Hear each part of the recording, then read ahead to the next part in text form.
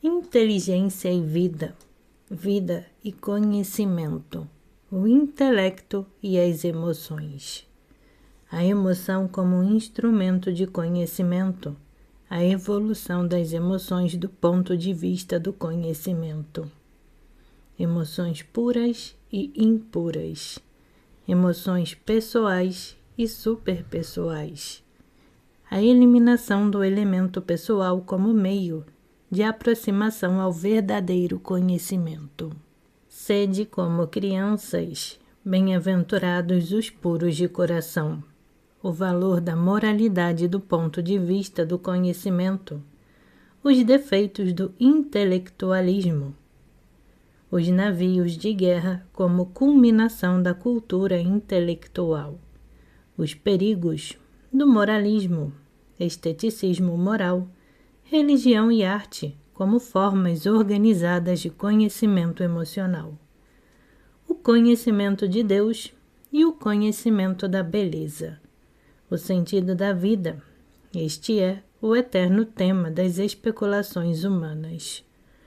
Todos os sistemas filosóficos, todos os ensinamentos religiosos se esforçam para encontrar e dar aos homens uma resposta a esta pergunta: o que constitui o sentido da vida? Alguns dizem que o sentido da vida reside em desfrutá-la enquanto aguardamos o horror final da morte. Outros dizem que o sentido da vida está no nosso aperfeiçoamento pessoal e na criação de um futuro melhor, além do túmulo, ou em vidas futuras. Um terceiro grupo diz que o significado está na abordagem do não ser. O quarto grupo diz que o significado está na perfeição da raça, na ordenação da vida na Terra. O quinto grupo nega qualquer possibilidade de busca, de significado e etc. Todas essas explicações apresentam uma falha.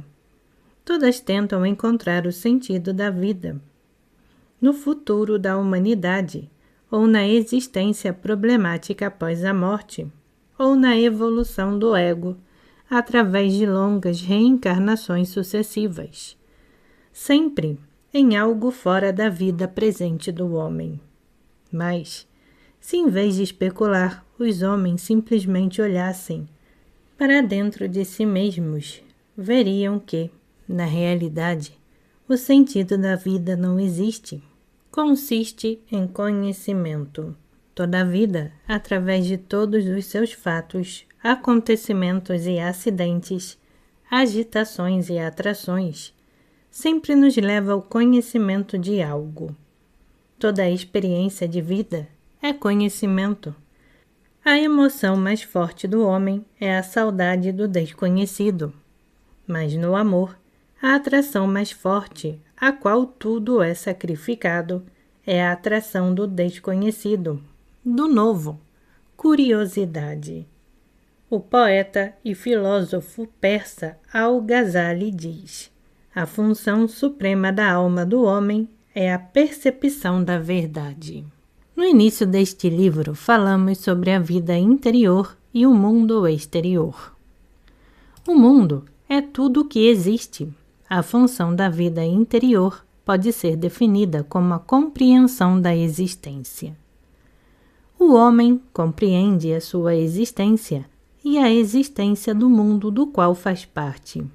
Seu relacionamento consigo mesmo e com o mundo é chamado de conhecimento. A ampliação e o aprofundamento da relação de si e do mundo é uma ampliação do conhecimento. Todas as faculdades mentais do homem, todos os elementos da sua vida interior, sensações, representações, conceitos, ideias, julgamentos, conclusões, sentimentos, emoções e até mesmo a criação, são os instrumentos de conhecimento que possuímos. Os sentimentos, das emoções mais simples às mais elevadas, como estéticas, religiosas e morais, e a criação, desde a de um selvagem que inventou um machado de pedra, até a de Beethoven, são meios de conhecimento. Somente para nossa estreita visão humana, eles parecem servir a outros propósitos: a proteção da vida, a criação de algo ou prazer. Na realidade, tudo serve ao conhecimento. Os evolucionistas, adeptos de Darwin, dirão que a luta pela existência e a seleção dos mais aptos criaram a mente e sentimento de servir uma vida, proteger a vida de indivíduos separados ou da espécie, e que, além disso, em si, eles não têm significado. Isso pode ser combatido pelo mesmo argumento usado contra a ideia da mecânica do universo. Ou seja, se existe inteligência, então nada existe exceto inteligência. A luta pela existência e pela sobrevivência dos mais aptos, se é que desempenham verdadeiramente esse papel na criação da vida, também não são acidentes, mas produtos de uma inteligência que não conhecemos. E, como tudo mais, servem ao conhecimento. Mas não entendemos, não vemos a presença da inteligência nos fenômenos e nas leis da natureza. Isso acontece porque nem sempre estudamos o todo, mas sim uma parte, e não vemos o todo que desejamos estudar. Mas ao estudar o dedo mínimo de um homem, não podemos ver a inteligência desse homem. O mesmo se aplica à natureza. Sempre estudamos o dedinho da natureza. Se entendermos isso e não entendermos que toda a vida é a manifestação de uma parte de algum todo, só então se abre a possibilidade de conhecer esse todo. Para conhecer a inteligência de um determinado todo, o caráter desse todo e suas funções devem ser compreendidas.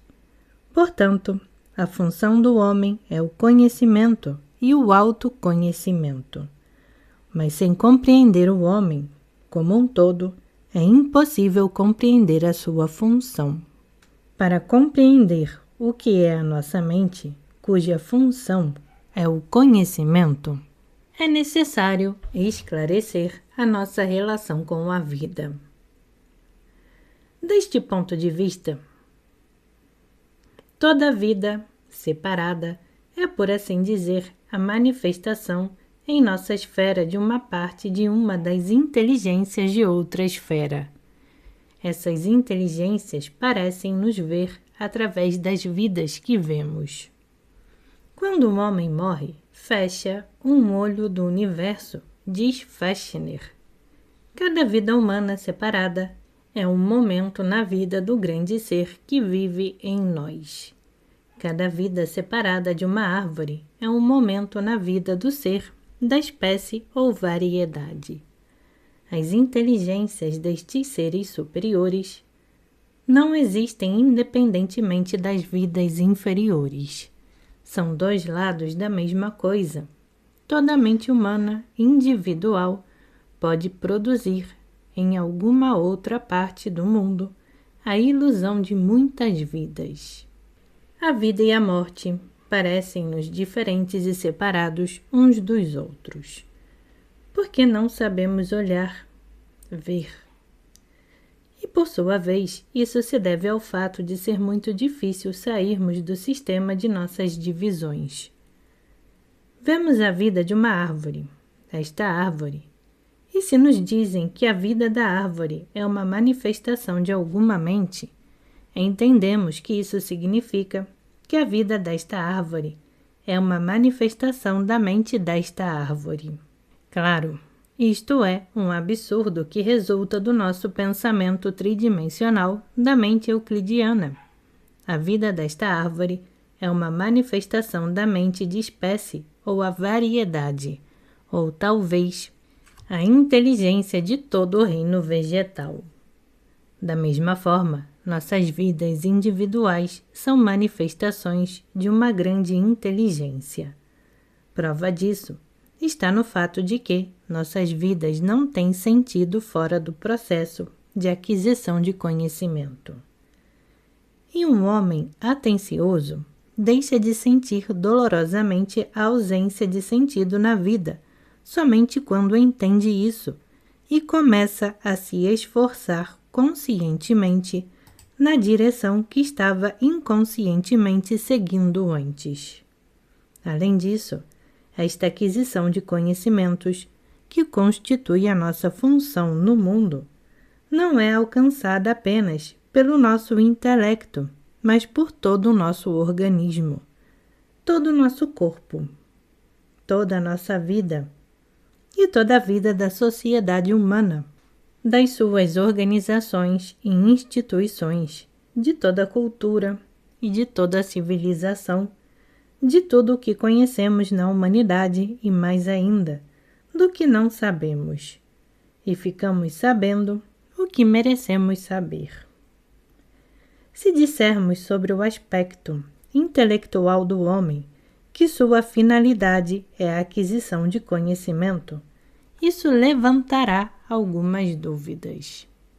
Todos concordam que o intelecto do homem, com todas as suas funções subordinadas, existe com o propósito de adquirir conhecimento, embora a faculdade do conhecimento seja muitas vezes considerada subordinada. Mas as coisas não são tão claras em relação às emoções. Alegria, tristeza, raiva, medo, amor, ódio, orgulho, compaixão, ciúme, quanto ao sentido da beleza, ao sentido estético e à criação artística, quanto ao sentido moral. Com respeito a todas as emoções religiosas, fé, esperança, veneração e etc., com respeito a todas as atividades humanas. Como regra geral, não vemos que todas as emoções e todas as atividades humanas servem ao conhecimento. De que maneira o temor, o amor ou o trabalho podem servir ao conhecimento? Parece-nos que sentimos através das emoções. Criamos através do trabalho. O sentimento e a criação, em nós, parecem algo diferente do conhecimento. Em relação ao trabalho, a criação, a fabricação de algo, tendemos a pensar que demanda conhecimento, e se o servem, o fazem apenas indiretamente. Da mesma forma, não podemos compreender como as emoções podem servir ao conhecimento. Geralmente, o emocional se opõe ao intelectual, o coração se opõe à razão. A razão fria ou o intelecto é colocado de um lado e os sentimentos, as emoções, o senso artístico do outro, e depois também muito separadamente o sentido moral, o sentido religioso, a espiritualidade. O erro aqui está na interpretação das palavras intelecto e emoção. Entre intelecto e emoção há uma distinção nítida. O intelecto considerado como um todo também é emoção. Mas na linguagem coloquial comum e na psicologia conversacional, a razão se opõe ao sentimento. Então vem a força de vontade, situada como um corpo docente separado e independente. Os moralistas colocam o sentido moral como algo muito separado. Pessoas religiosas colocam a espiritualidade ou fé como algo totalmente separado. Costuma-se dizer: a razão superou o sentimento, a vontade superou o desejo, o senso de dever derrotou a paixão, a espiritualidade superou a intelectualidade, a fé superou a razão. Mas todas essas são expressões errôneas da psicologia coloquial, tão incorretas quanto nascer do sol e pôr do sol.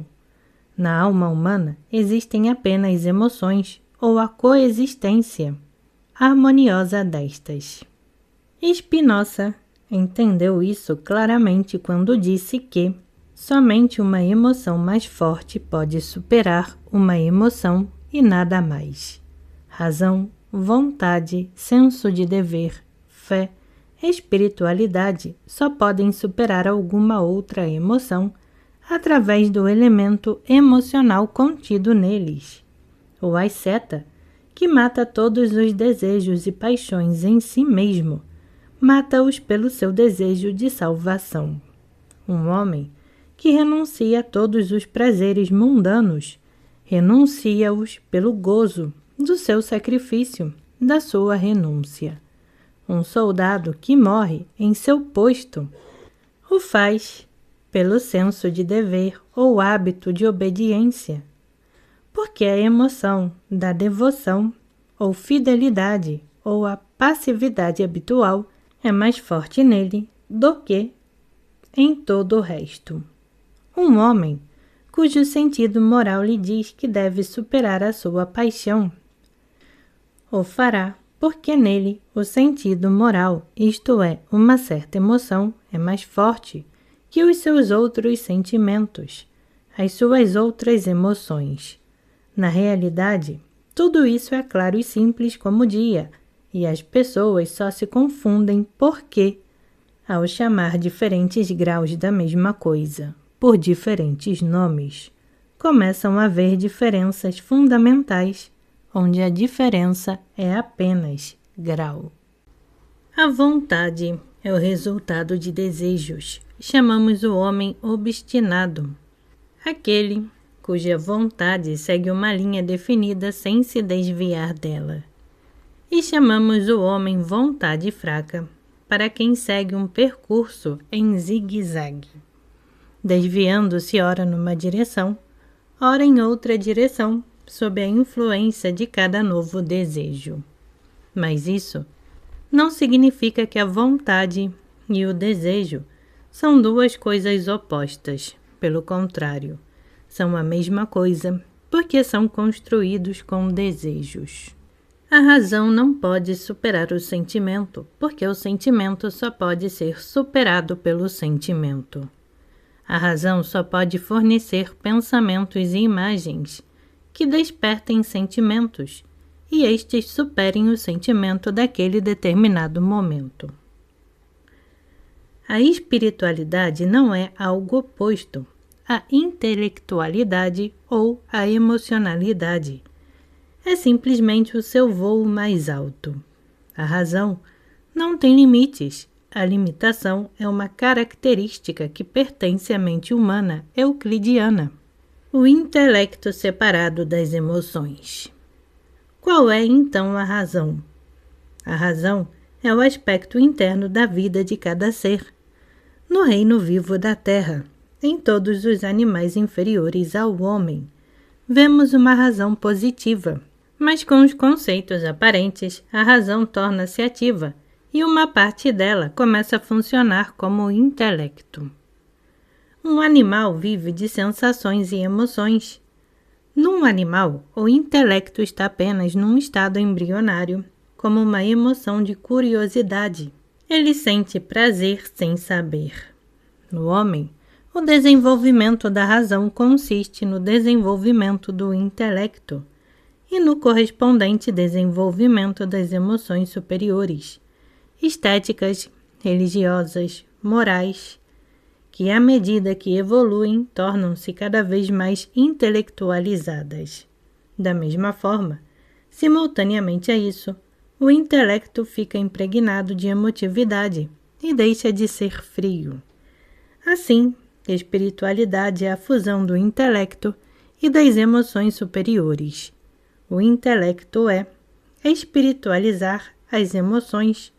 As emoções são espiritualizar o intelecto. As funções da razão não são limitadas, mas o intelecto humano nem sempre atinge a sua forma suprema. Ao mesmo tempo, também seria incorreto dizer que a forma humana mais elevada de conhecimento não será mais intelectual, mas algo diferente. Só esta razão superior é inteiramente livre de conceitos lógicos e da esfera euclidiana. Ouviremos muito sobre isto do lado da matemática, que realmente transcendeu o domínio da lógica há muito tempo. Mas ela transcendeu isso com a ajuda do intelecto. A nova percepção cresce no solo do intelecto e das emoções superiores, mas não é criada por elas. Uma árvore cresce na terra, mas não é criada pela terra. Você precisa de uma semente. Esta semente pode ou não estar na alma. Quando está lá, pode brotar ou afogar-se. Quando não está lá, nada mais pode acontecer.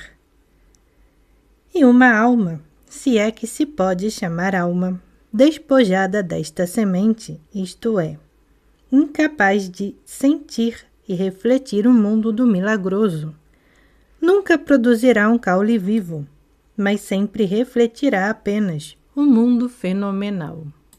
No estágio atual de desenvolvimento, embora o homem aprenda a conhecer muitas coisas através de seu intelecto, ele também conhece muitas coisas através das suas emoções. As emoções não são de forma alguma instrumentos de sentimento. O sentimento, todos eles são instrumentos de conhecimento. Através de cada emoção, o homem aprende a conhecer algo que não pode conhecer sem a sua ajuda. Algo que não pode conhecer por qualquer outra emoção ou por qualquer esforço do intelecto. Se considerarmos a natureza emocional do homem como inerente e limitada, servindo a vida, sem servir o conhecimento, nunca compreenderemos o seu verdadeiro conteúdo e significado. As emoções servem ao conhecimento. Existem coisas e relacionamentos que só podem ser conhecidos emocionalmente e somente através de uma dada emoção. Para entender a psicologia do jogo, é preciso sentir as emoções de um jogador. Para entender a psicologia da caça, é preciso sentir as emoções do caçador. A psicologia de um homem apaixonado é incompreensível para um homem indiferente. O estado mental de Arquimedes, quando saltou do banheiro, é incompreensível para o cidadão pacífico, que o julga louco. Os sentimentos de um viajante que respira a brisa marítima e contempla a sua imensidão são incompreensíveis para um homem satisfeito com a sua vida sedentária. Os sentimentos de um crente são incompreensíveis para um incrédulo, e os de um incrédulo são incompreensíveis para um crente. A razão pela qual os homens se entendem tão pouco é que eles sempre vivem de emoções diferentes, e eles só se entendem quando experimentam simultaneamente emoções idênticas. A sabedoria popular conhece bem este fato.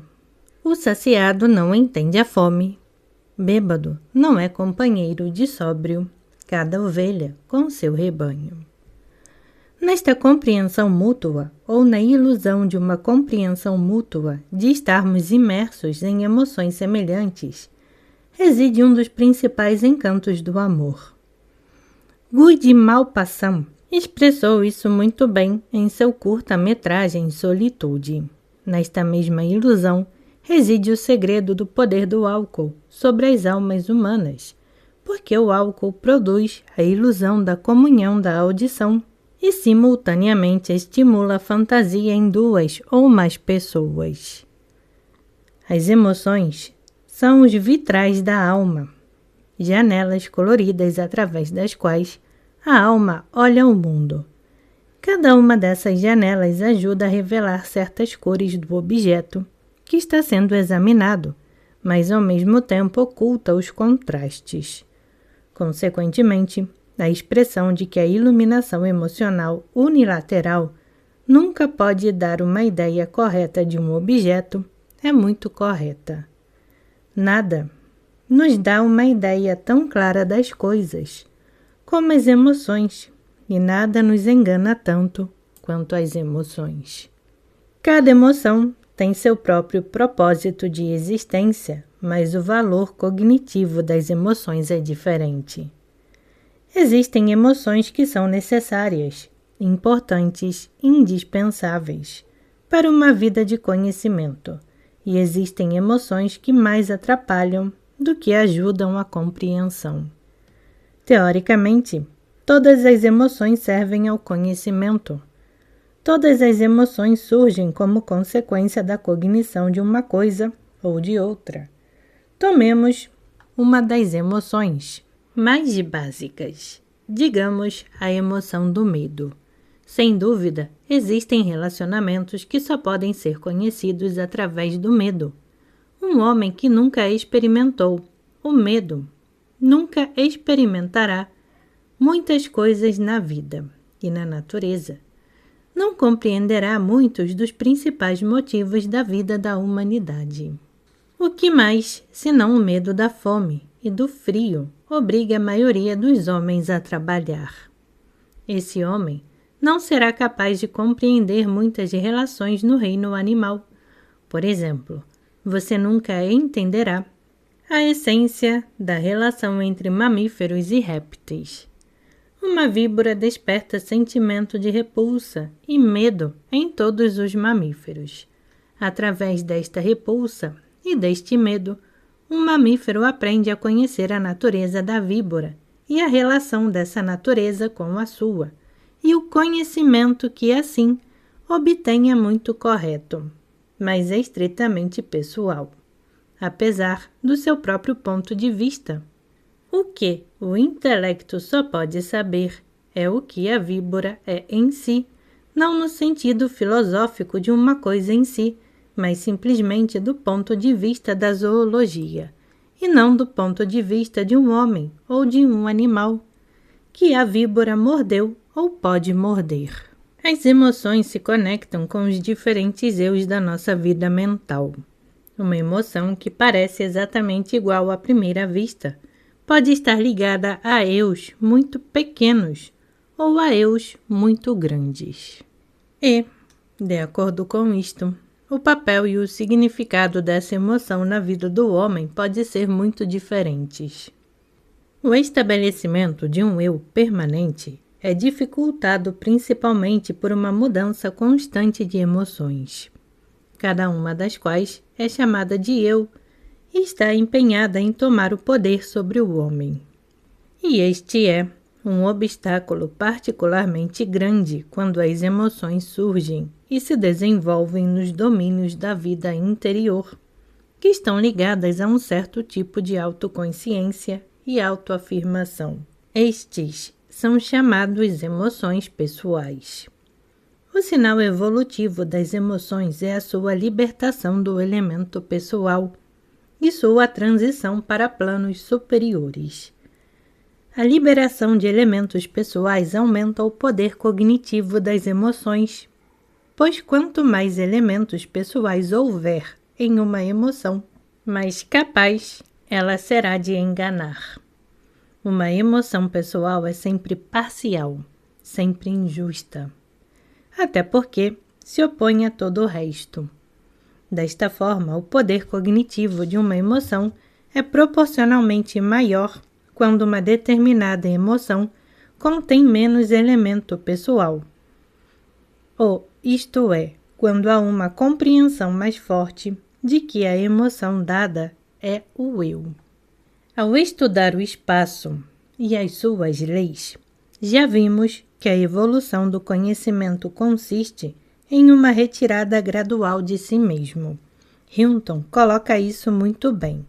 Ele diz o tempo todo que, apenas se aposentando, começamos a entender o mundo como ele é. Todo o sistema de exercícios mentais com cubos multicoloridos, desenvolvido por Hinton, tem como objetivo instruir a consciência a não olhar as coisas de um ponto de vista pseudo-pessoal. Quando estudamos um bloco de cubos, digamos um cubo composto por 27 cubos menores, primeiro o aprendemos partindo de um cubo específico e aprendemos como os demais são apresentados em relação a esse. aprendemos o bloco em relação a este eixo, para que possamos conceber mentalmente a disposição de cada cubo tal como aparece de um ponto de vista. A seguir, assumimos que estamos em outro cubo no final de outro eixo, e olhando a partir deste eixo, aprendemos os aspectos de todos os cubos. Desta forma, obtemos conhecimento de bloco de cubos. Agora bem, para obter um conhecimento da humanidade, você o obtém agindo de acordo com o ponto de vista de cada indivíduo. Um egoísta pode ser comparado a um homem que conhece o cubo apenas de um ponto de vista.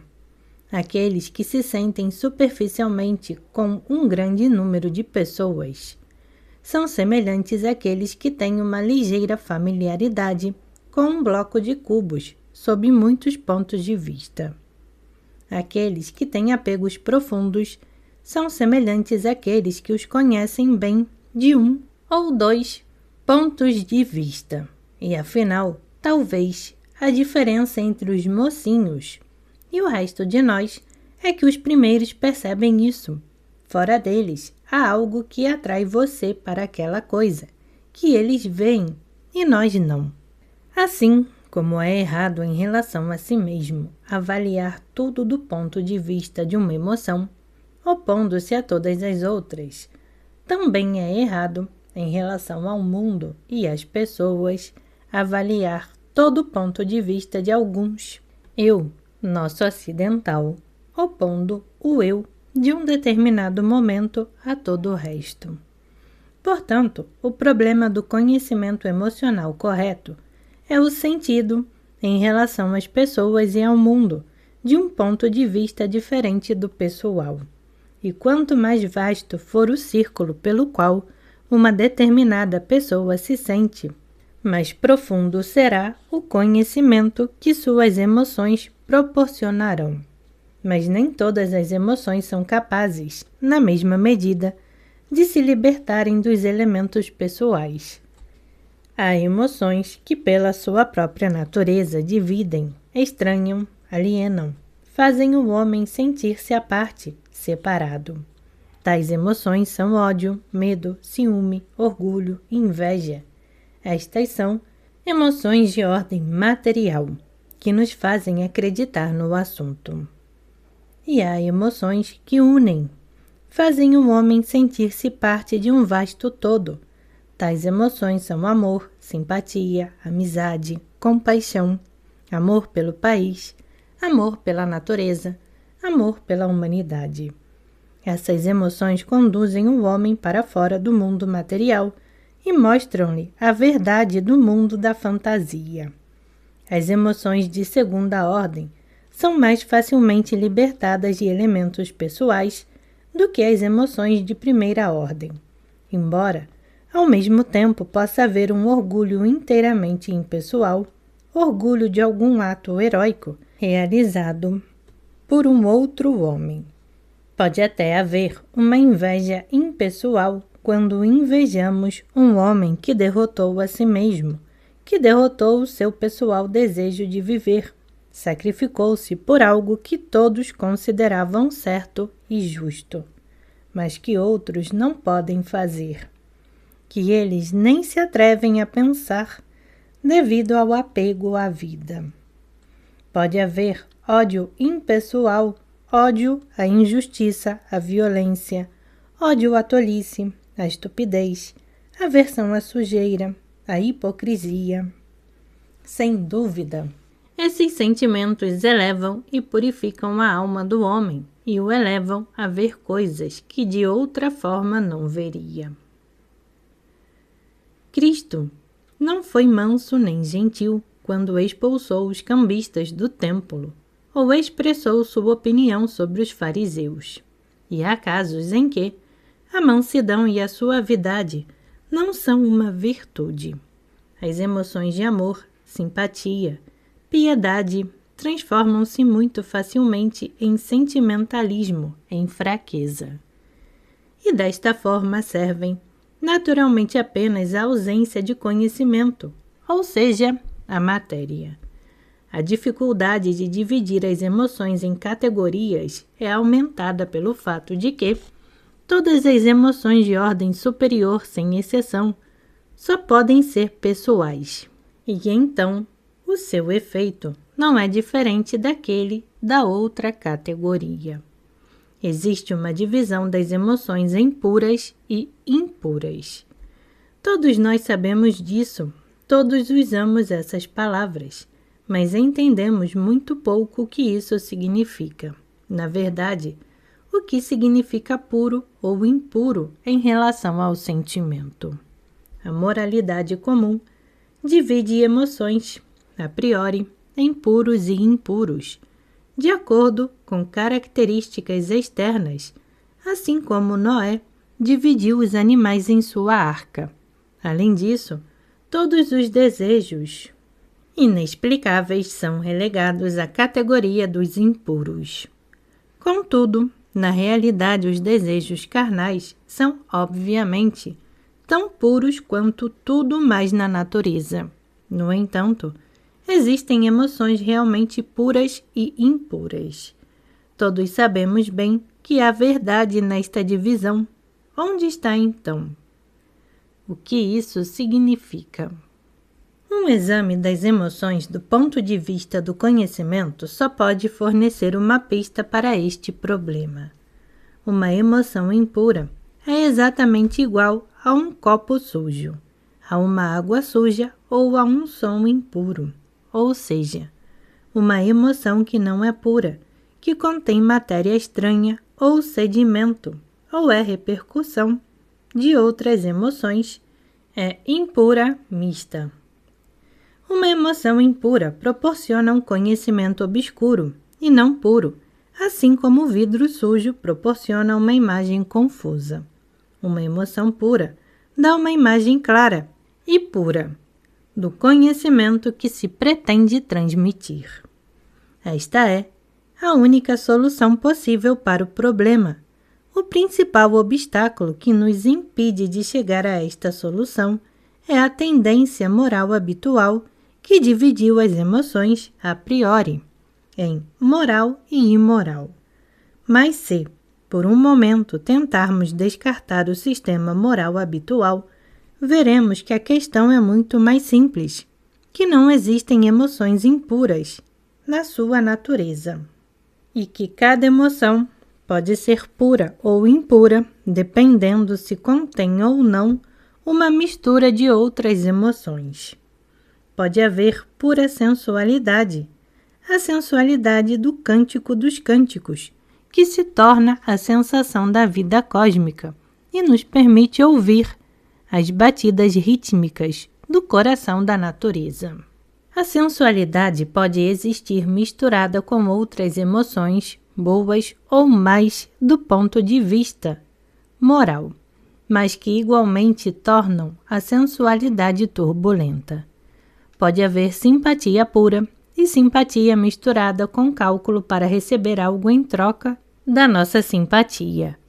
Pode haver um desejo puro de saber, uma sede de conhecimento pelo conhecimento, e pode haver uma busca de conhecimento induzida por considerações de lucro, que deve ser derivado desse conhecimento. Em suas manifestações externas, as emoções puras e impuras podem diferir muito pouco. Todos os homens podem jogar xadrez e ser muito semelhantes em seu comportamento externo, mas um pode ser movido pela ambição, pelo desejo de vitória, e estará cheio de diversos sentimentos desagradáveis em relação ao seu oponente: apreensão, inveja de uma jogada inteligente, nojo, ciúme, animosidade ou prazer antecipado de seu triunfo. Mas o outro pode simplesmente tentar resolver o complicado problema matemático que lhe é apresentado, sem pensar em seu rival. A emoção do primeiro será impura, porque é muito misturada. A emoção do segundo será pura. Claro, o que isto significa é perfeitamente óbvio. Exemplos dessa divisão de emoções externamente semelhantes. podem ser constantemente vistos nas atividades artísticas, literárias, científicas, sociais e até mesmo espirituais e religiosas dos homens. Em todos os domínios, apenas a vitória completa sobre o elemento pessoal conduz o homem a um conhecimento correto do mundo e de si mesmo. Todas as emoções matizadas pelo elemento pessoal assemelham-se a vidros côncavos, convexos ou distorcidos, que refratam incorretamente os raios e assim deformam a imagem do mundo. O problema do conhecimento emocional consiste, portanto, numa preparação correspondente das emoções que servem como instrumentos de conhecimento. Sede como crianças, e bem-aventurados os puros de coração. Essas palavras dos evangelhos falam, antes de tudo, da purificação das emoções. É impossível saber corretamente através de emoções impuras. Consequentemente, para um conhecimento correto do mundo e de si mesmo, o trabalho de purificação e elevação das emoções deve continuar no homem. Este último nos dá uma visão totalmente nova da moralidade. A moralidade, cujo objetivo é precisamente estabelecer um sistema de relação correta com as emoções e ajudar na sua purificação e elevação, deixa de ser, aos nossos olhos, um exercício tedioso e autônomo de virtude. A moralidade é uma forma de estética. O que não é moral, antes de mais nada, não é estético, porque não é coordenado, não é harmonioso. Vemos todo o enorme significado que a moralidade pode ter nas nossas vidas. Vemos o significado que a moralidade tem para o conhecimento, porque existem emoções através das quais adquirimos conhecimento, e existem emoções pelas quais somos desencaminhados. Se na realidade a moralidade pode ajudar-nos a discriminar entre eles, então o seu valor é indiscutível precisamente do ponto de vista do conhecimento. A psicologia da nossa linguagem coloquial sabe muito bem que o mal, o ódio, a raiva cegam o homem, escurecem a sua razão. Ela sabe que o medo o deixa louco, e etc. Mas também sabemos que toda emoção pode servir ao conhecimento e à ausência de conhecimento. Tomemos uma emoção valiosa e capaz de evolução muito elevada, como o prazer da atividade. Esta emoção é uma poderosa força motriz da cultura, serve para aperfeiçoar a vida e desenvolver todas as faculdades superiores do homem. Mas a mesma emoção é também a causa de uma série interminável de erros e passos em falso que a humanidade dá e pelos quais mais tarde terá de pagar amargamente. Na excitação da atividade, o homem tende facilmente a esquecer o objeto pelo qual ele começou a agir, confundir a própria atividade com o objeto e, para preservar a atividade, sacrificar o objeto. Em particular, isto pode ser visto claramente na atividade de várias tendências religiosas. Um homem, depois de tomar uma direção, sem perceber, vira-se na direção oposta e muitas vezes avança em direção ao abismo pensando que está subindo às alturas. Nada é mais contraditório, mais paradoxal do que um homem absorto na atividade. Estamos tão acostumados com o homem que suas extraordinárias perversões não nos parecem estranhas. Violência em nome da liberdade, violência em nome do amor, pregando o cristianismo com a espada na mão, o escadafalso da Inquisição para a glória de um Deus de misericórdia, a opressão da liberdade de pensamento e de expressão por parte dos ministros da religião. Tudo isso são absurdos completos dos quais só os homens são capazes. Compreender corretamente a moralidade, não como ela é, mas como deveria ser, poderia salvar-nos, em grande medida, de tais perversões de pensamento. No geral, há muito pouca moralidade em nossas vidas. A cultura europeia seguiu o caminho do desenvolvimento intelectual. O intelecto inventou e organizou sem pensar no sentido moral da sua atividade, o que levou ao resultado de que o ápice da cultura europeia é o navio de guerra. Muitas pessoas pensam assim e por isso assumem uma atitude negativa em relação a toda a cultura. Mas isso também é injusto. Além do navio de guerra, o pensamento europeu produziu muitas coisas úteis e valiosas. Muitas coisas que tornam a vida mais confortável. A elaboração do começo da liberdade e justiça, a abolição da escravidão, embora nominal, em muitas esferas. Vitória sobre a natureza hostil, meio de difusão do pensamento, a imprensa, os milagres da medicina e da cirurgia modernas. Todos estes são, sem dúvida, conquistas reais e devem ser tidos em consideração. Mas neles não há moralidade, ou seja, não existe verdade, pelo contrário, existem muitas mentiras. Contentamo-nos com os princípios como princípios.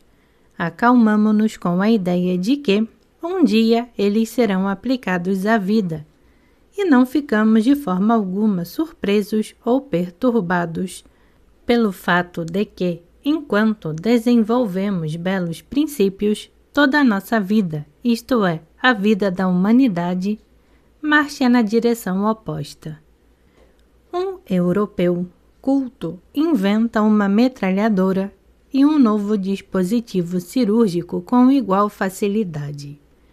A cultura europeia começou com a vida de um selvagem, como se tomasse esta vida como diretriz e começasse a desenvolver todos os seus aspectos, sem pensar em seu valor moral. O selvagem esmagou a cabeça do inimigo com uma simples clava. Inventamos dispositivos muito complicados para o mesmo fim, capazes de esmagar centenas e centenas de cabeças simultaneamente. Os voos, com os quais os homens sonharam durante milhares de anos, já foram alcançados e utilizados, antes de mais, para fins bélicos. A moralidade deveria ter sido a coordenação de todos os aspectos da vida, isto é, de todas as ações do homem e da humanidade, com as emoções superiores e as realizações superiores do intelecto. Deste ponto de vista fica claro por que se disse que a moralidade é uma forma de estética. A estética, o sentido de beleza, é o sentido da relação das partes com o todo, o precisar de uma certa relação harmoniosa. E a moralidade é a mesma. Ações, pensamentos e sentimentos não são morais quando são descoordenados, desarmoniosos, com a compreensão superior e as sensações superiores acessíveis ao homem. A introdução da moralidade nas nossas vidas tornaria-as menos paradoxais, menos contraditórias, mais lógicas e, acima de tudo, mais civilizadas. Porque a nossa civilização prepotente está muito comprometida com o encouraçado, ou seja, com as guerras e tudo relacionado a elas, bem como com muitas coisas de tempos de paz, como pena capital, prisões e etc. Moralidade ou estética moral, no sentido em que aqui é tomado, é indispensável para nós. Sem isso, esquecemos muito facilmente que a palavra final tem alguma relação com o ato. Estamos interessados em muitas coisas, examinamos muitas coisas, mas por alguma razão deixamos completamente de perceber a falta de correspondência entre a nossa vida espiritual e a nossa vida na Terra. Vivemos, portanto, duas vidas. Numa delas somos excessivamente rígidos, conosco próprios. Na outra, pelo contrário, muito facilmente nos entregamos a todo tipo de compromissos. Muito facilmente deixamos de ver o que não queremos ver. E nos reconciliamos com esta divisão. É como se nem achássemos necessário colocar em prática as nossas ideias. Como se quase transformássemos esta divisão entre o real e o espiritual num princípio. O resultado são todas as monstruosidades da vida moderna, toda a falsificação infinita da nossa vida, falsificação da imprensa, da arte, do teatro, da ciência, da política, falsificação que nos afoga como um pântano sujo, mas que criamos porque nós mesmos e mais ninguém somos servos e vassalos desta falsificação. Não temos conhecimento de colocar nossas ideias em prática, introduzi-las em nossas vidas todos os dias, e admitimos a possibilidade de que esta atividade seja contrária às nossas aspirações espirituais. Em outras palavras, admitimos a possibilidade dele seguir um dos padrões estereotipados cujos danos reconhecemos, mas pelos quais nenhum de nós é individualmente responsável, porque não os criamos, não sentimos responsabilidade pessoal, não temos coragem nem mesmo consciência de que são necessárias. Tudo isso teria sido muito triste, desesperadamente triste, se o conceito nós fosse realmente tão indiscutível. Contudo, na realidade, a exatidão do próprio termo nós está sujeito a sérias dúvidas. A grande maioria da população do mundo está realmente empenhada em destruir, distorcer e falsificar as ideias da minoria. A maioria não tem ideias próprias, é incapaz de compreender as ideias da minoria e, se for deixado livre, está inevitavelmente fadado a distorcer e destruir.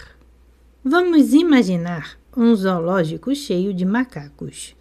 Um homem trabalha naquele zoológico. Os macacos observam seus movimentos e tentam imitá-lo, mas só conseguem imitar movimentos externos. O propósito e o significado desses movimentos estão ocultos para eles. Portanto, os seus movimentos têm um resultado totalmente diferente. E se os macacos conseguirem sair da jaula e se apoderarem das ferramentas do homem, talvez destruam todo o trabalho deste homem e causem muitos danos a si próprios. Mas eles nunca serão capazes de criar nada. Consequentemente, um homem cometeria um grande erro se falasse sobre o trabalho deles e se referisse a eles como nós. Criação e destruição, ou melhor, a capacidade de criar e a capacidade de destruir, são os dois principais sinais dos dois tipos ou duas raças do homem. A moralidade é necessária para o homem. Somente do ponto de vista da moralidade é possível distinguir sem hesitação entre o trabalho do homem e a atividade do macaco. Ao mesmo tempo, em nenhum lugar, os enganos surgem mais facilmente do que no domínio da moralidade. Absorvido em sua própria moralidade e nas suas pregações morais, um homem esquece o objetivo de perfeição moral, esquece que este objetivo consiste em conhecimento. Comece a ver o objeto na própria moralidade. Então ocorre uma divisão, a priori, de emoções em boas e más, moral e imoral. Ao mesmo tempo, perdemos completamente a compreensão correta do objeto e o significado das emoções. Um homem está absorto em sua bondade. Ele quer que todos os outros sejam tão bons quanto ele, ou como o ideal remoto que ele estabeleceu para si mesmo. O resultado é o gozo da moralidade pela moralidade, ou uma espécie de esporte moral. O exercício da moralidade pela moralidade interrompe todos os pensamentos. Um homem começa a ter medo de tudo, em todos os lugares, em todas as manifestações da vida. Você começa a ver algo imoral que ameaça jogar você ou outras pessoas da altura que subiram ou podem subir. Este homem desenvolve uma atitude muito desconfiada em relação à moral dos outros. No calor do seu proselitismo, ansioso por difundir suas opiniões morais, ele começa a considerar com clara hostilidade tudo o que não concorda com sua moralidade. Tudo isso é considerado preto para os seus olhos. Tendo a liberdade total como ponto de partida, é muito fácil convencer-se através de alguns compromissos de que é necessário lutar contra a liberdade. Ele já está começando a admitir uma censura ao pensamento. Ele considera inadmissível a livre expressão de opiniões contrárias às suas. Tudo isto pode ser feito com a melhor das intenções, mas todos sabemos muito bem onde isso leva. Não há tirania mais feroz do que a da moralidade. Tudo é sacrificado a ela, e naturalmente nada nos cega mais do que tal tirania, do que tal moralidade.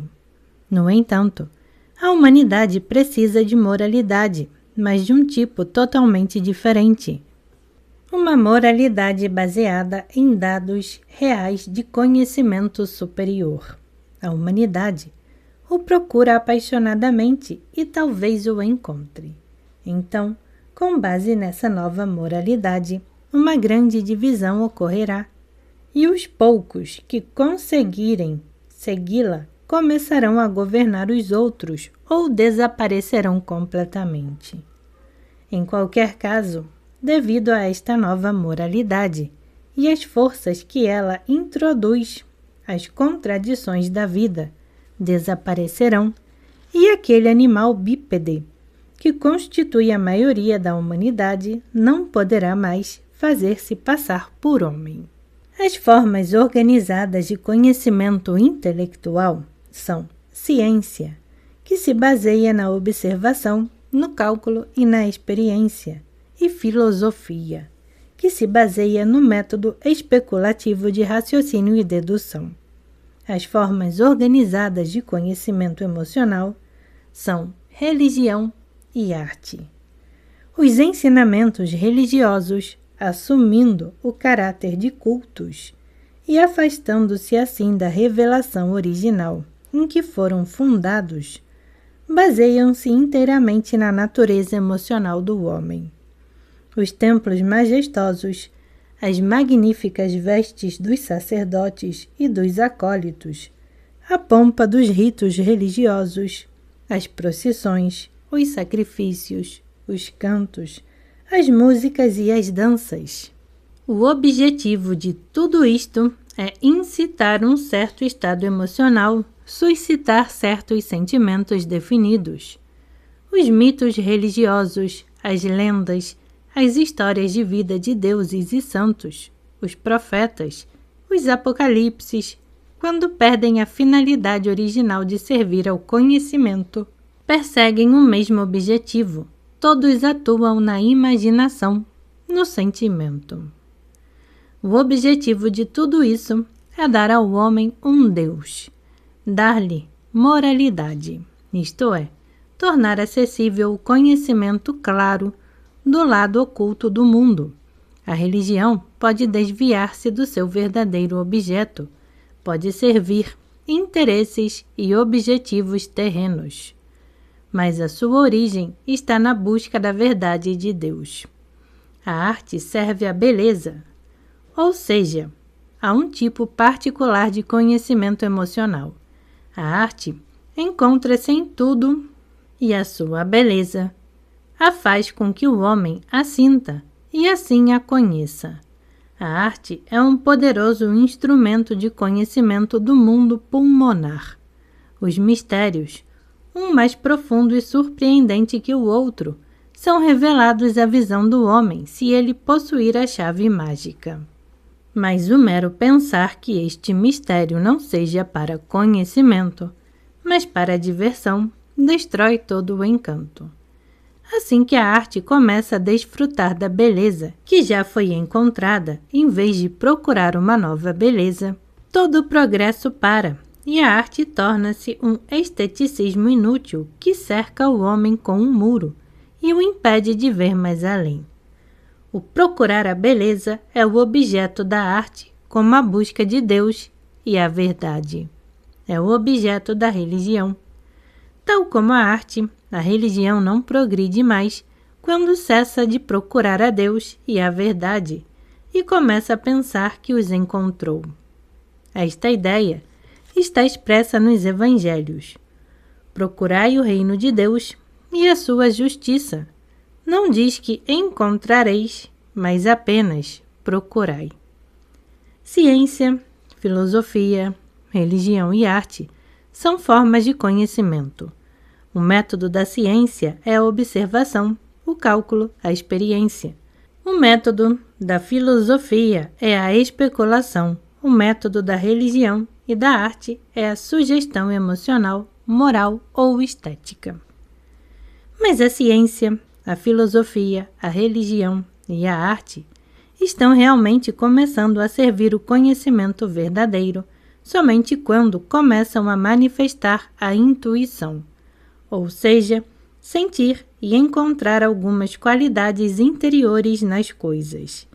Na verdade, pode-se dizer, e talvez isto seja mais correto, que o objetivo mesmo dos sistemas científicos e filosóficos, puramente intelectuais, não é fornecer certas informações aos homens, mas elevar o homem a um nível de pensamento e sentimento no qual ele possa passar para formas novas e superiores de conhecimento, das quais a arte e a religião estão muito próximas.